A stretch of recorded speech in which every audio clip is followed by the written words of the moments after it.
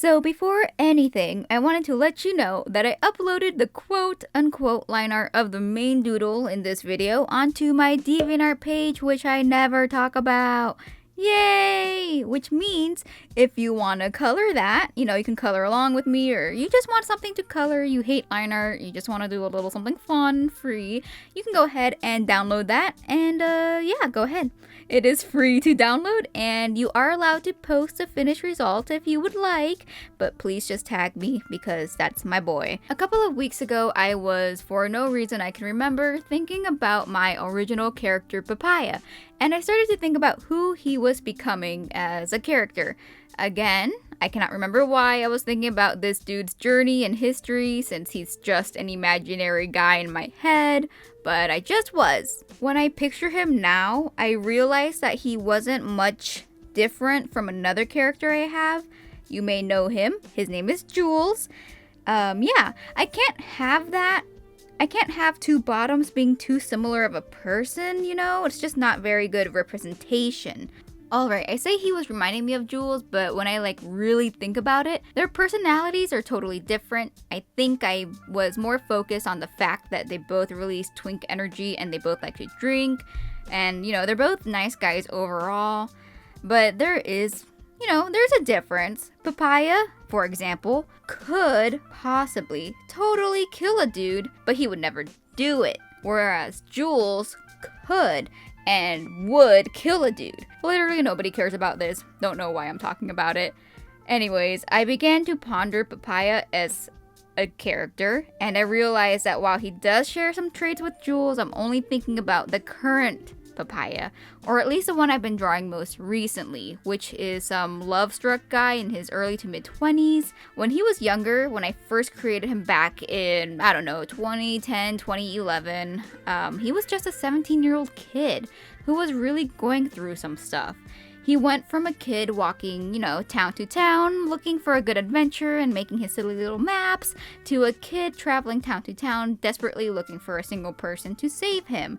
And that's the inspiration for whatever is on the screen right now. I wanted to draw Papaya back when he was, where he first started, and why he was frantically searching for someone who could help him.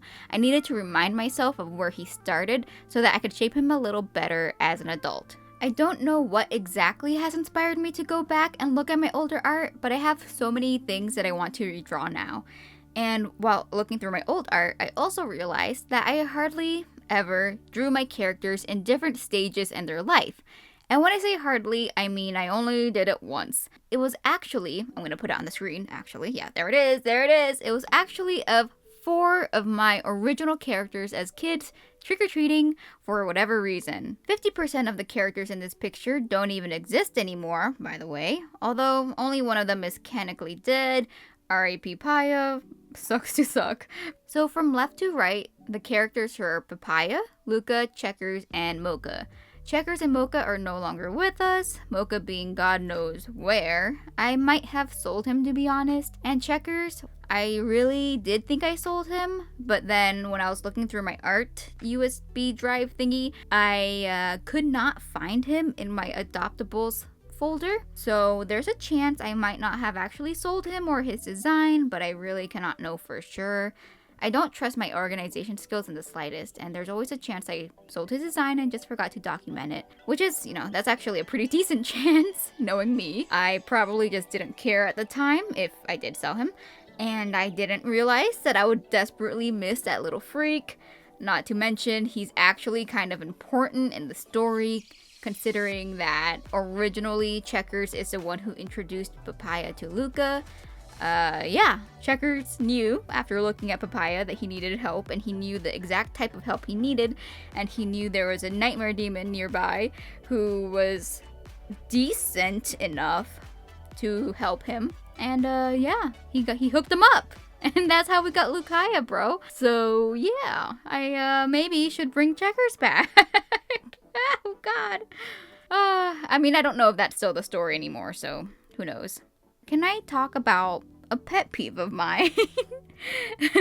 Wait a minute. Yeah, just give me a second here. It's actually somewhat of a pet peeve of mine when characters are shown when they're younger and they look exactly the same, but their faces, are just rounder, or they're just like chibi versions of themselves. But everything else is the same. Like the hair is exactly the same, and like sometimes the face is exactly the same too, and they got like weird adult faces on baby bodies. That has happened a few times. I do know that sometimes this is done for like comedy reasons, and I totally get that. But there are so many times where there's a character who's in his 20s, and then they show him as a baby, and he has the same hair, even if he's just like freshly out of the womb. I don't understand how babies would have that kind of hair. I wish I could think of a good example. I don't know. Yeah. Anyways, yeah, that's just kind of a pet peeve of mine, and I get that it does help with recognizing the characters, and again, could be just like a gag. But I personally really like seeing, a character or a person, the changes that they went throughout the years. A good example of this, I love this example, is time skip. But like a flashback, right.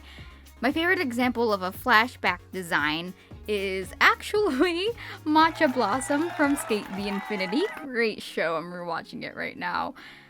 When you see Joe and Cherry as high schoolers, you can tell that they were in different stages of their life through their appearance.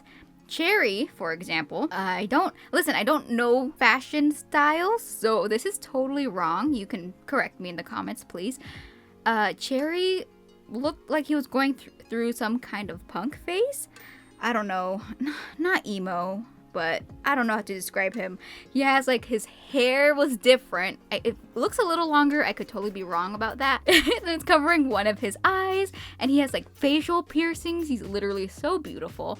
And Joe, his style, I don't know how to describe it, but it really reminds me of like late 90s, early aughts, like skater boy. I don't know, man. His loose clothing really brings me back to those, that energy that it gives out. And also his hair was shorter. They have, you can tell it's them, but they were just like different people because they were high schoolers. Isn't that crazy? I love that. I love seeing them when they're high schoolers. Anyways, I'm gonna change the subject because this is not what I want to be talking about. I mean, I do want to be talking about it, but that's not what you guys want to listen to. So, going back to the drawing that I'm not even working on in the video. That's right, we're looking back at the baby photo. Nothing about it makes sense. None of these characters were kids at the same time. Luca, being the oldest, was born like 13 something. He might have even been born in the 1200s. It's really up in the air right now. We're kind of figuring it out. Checkers was born in the 1800s. Mocha doesn't matter because he's not even my boy anymore, and his character doesn't need to be revisited because he brought nothing to the table. Just erase him from your memory. And Papaya is a modern day bitch. On one hand, I feel weird getting so deep into that, little picture, especially since the lore that came out of that rant is not really important. And also, they're just my silly little OCs, and the person who cares most about them is me. But on the other hand, I want all artists to know that they are absolutely allowed to rant about their original characters whenever they want, however much they want, and wherever they want, honestly. Because you've got to be your OC's biggest fan and hype man, Those are your babies. Talk about them once in a while, gosh dang it. So I really just need to follow my own advice and enjoy myself and my art again. That's the moral of this video, by the way. I don't know why my videos need morals or messages or anything, because, this is like the messiest of art channels, if that is what I even am. But listen to me for like the next minute, okay? Listen to it. Post your characters more if you don't do that already. Maybe talk about them a little if you wanna.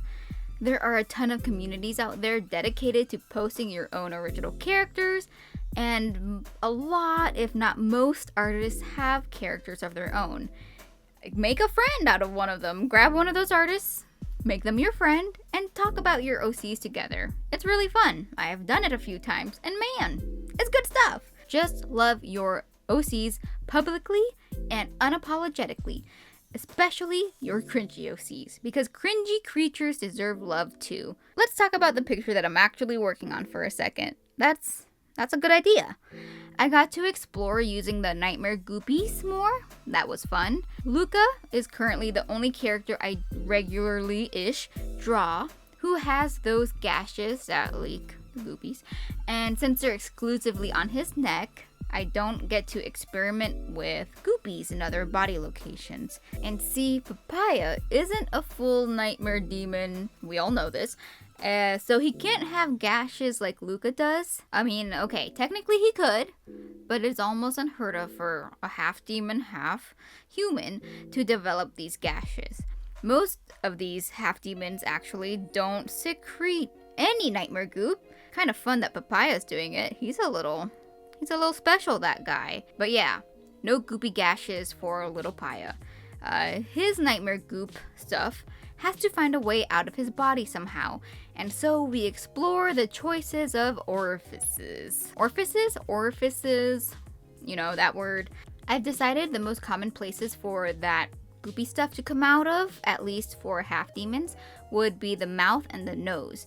It usually won't come out of the eyes unless the demon, little guy, half demon, doesn't extract the excess goop very often, and then there's like a really big buildup. I would imagine it feels terrible and that it would irritate you.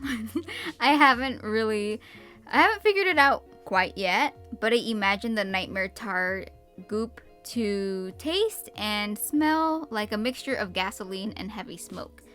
Originally, I made Papaya's eyes look dark and cloudy, you know, in the beginning of the coloring, because, you know, the goop was coming out of his eyes and I needed to show that it had, you know, moved around in his eyeballs a little bit.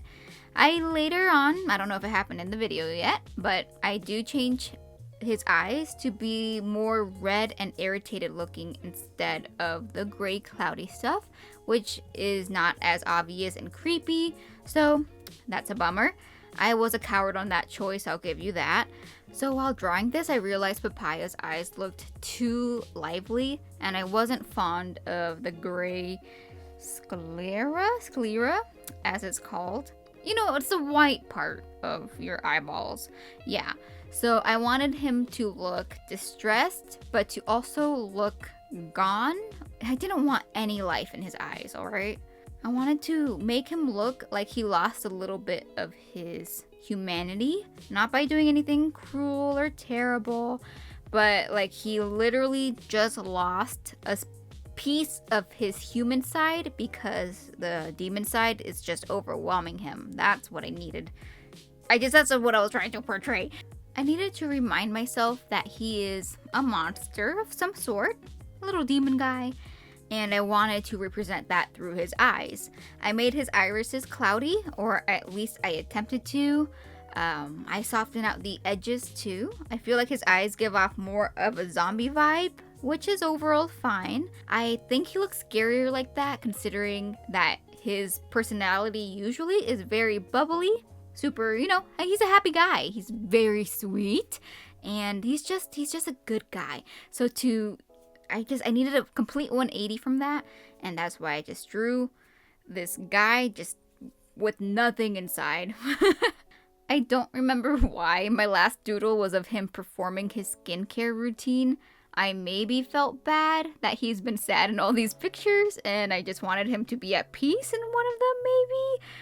I guess I just assumed Paya is the type of person to even have a skincare routine. But the funniest part about that is that I completely 100% forgot that in my most recent character sheet of him, I actually drew Papaya using a face mask. Yeah, I completely forgot about it. My memory is not very good when it comes to anything. And that does include my own OCs and art. So it was a surprise when I noticed, when I saw the old sheet, and I was like, wait a minute, I drew this already. I was actually kind of embarrassed that I had forgotten that I drew him in this type of situation not that long ago, but Jen brought up the consistency in his character, and so I'ma just do that. I'ma think on the positive side just like she did, and I'm gonna just say he do be a consistent character somewhat. Well, I am going to leave now. So if there's anything I want you to take from this video, it's to, number 1, not be too hard on yourself for losing focus of your original characters, and number 2, draw them as babies or kids or old people once in a while. It might force you to think about who your character was or who they'll become, and you've got to figure out a way you want to portray that version of them.